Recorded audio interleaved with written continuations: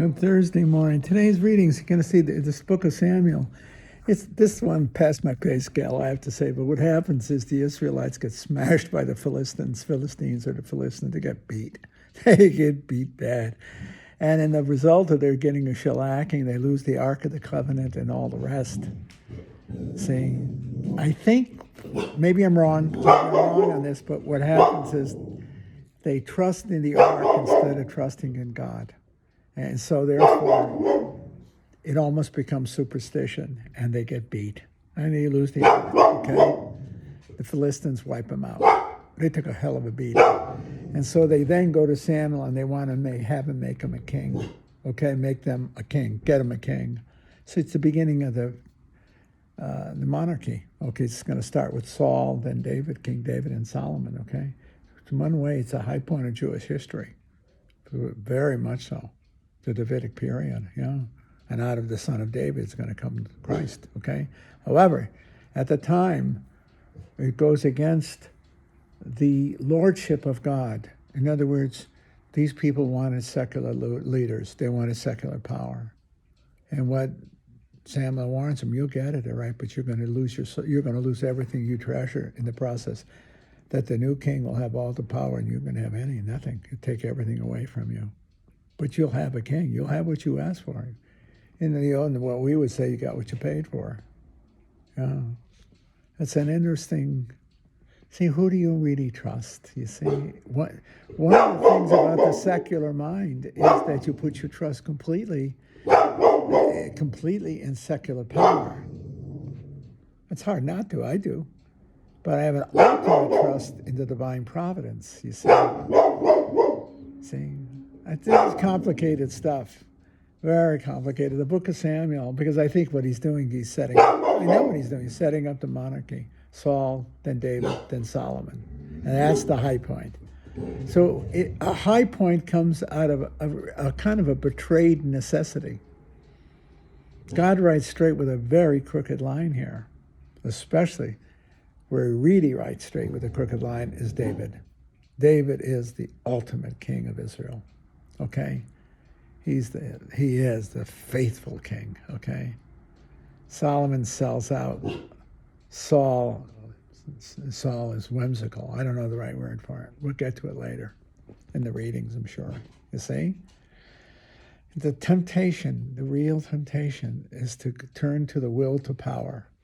Okay? That's Nietzsche, Friedrich Nietzsche. That's Hitler's. See, that's Hitler, the triumph of the will, power. Where trust is not the same as power. Trust is a matter of the heart. Do you trust? Do you trust God? Do you trust each other? Or do you want power and control, muscle? If you want muscle, you'll get the muscle, but the muscle will be applied to you as well.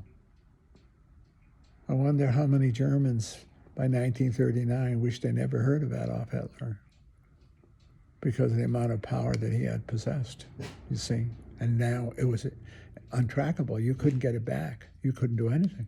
He had all the power. And you'll see it. That's the real, I'm not taking away from constitutions or anything else or the political order. But there's something when, in fact, you seek it to be your only security. You want power to control the world around you. And in fact, trust is as equally important as your ability to know and to control.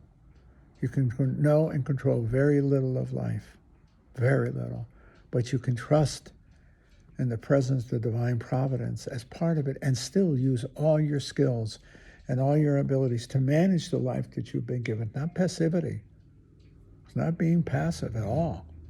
In fact, it's to be quite aggressive in terms of use of your mind and trying to understand the world that you're in, understanding the vocation you've been called to, and living it faithfully, but also in the end trustfully, trustingly. You have to, if all you want is control, you'll end up with nothing.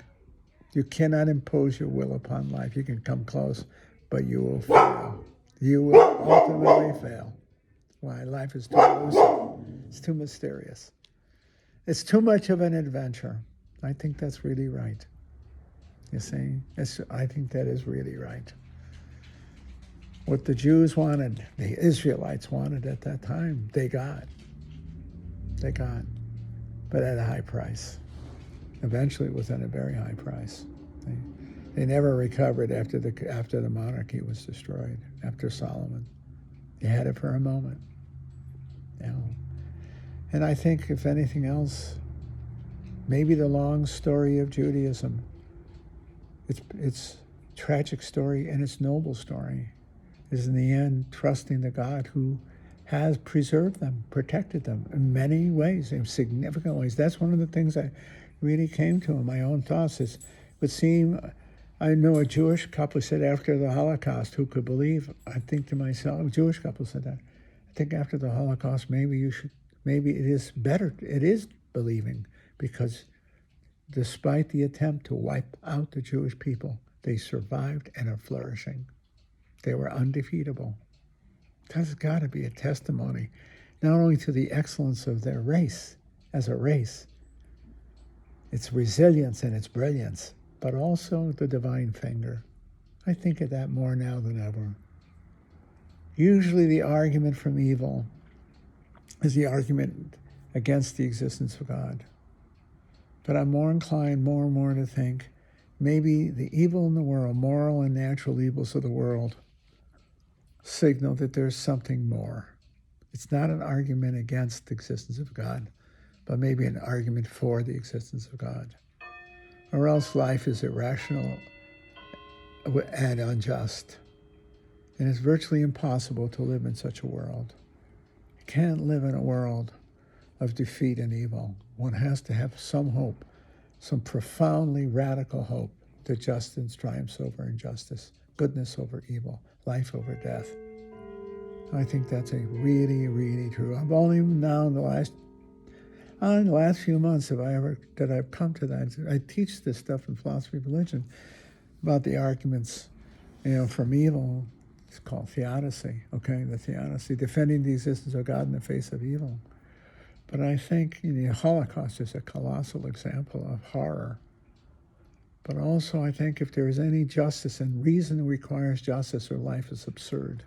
The existentialists say that. Life's absurd. If life is not absurd, what makes life not absurd is ultimately an ultimate fineness of things, an ultimate justice, an ultimate goodness. That life triumphs over death, goodness over evil, beauty over ugliness. And that requires a deity. That requires a personal God who intervenes in history, who is the author not only of creation, but the companion of history. That's what those Jews facing Samuel, the Israelites facing Samuel, refused to recognize. In some ways, they used their religion as a weapon, the ark, and it blew up in their face. But maybe if they trusted the prophets, the voices of God, maybe if they really trusted, they would not have been defeated. And I'm not talking military battles. It's a tricky thing. I'm not a pacifist at all, okay? And I'm not running my line. I'm running my mouth on some kind of pacifism.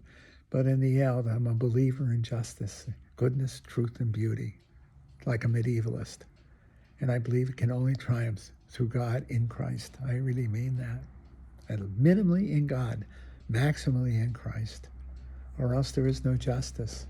And if there's justice, there's no reason. And then you're on the edge of madness. Then you are on the verge of complete defeat, because life will defeat you. Whether we're talking on the grand scale or we're talking about your own personal life in your home, you have to believe in the right order of things, the ultimate triumph of good over evil, life over death, beauty over the ugliness, light over darkness. You have to. And that can only take place personally, through a God who is personal, and in Christianity, incarnationally personal. A God who is with us, Emmanuel.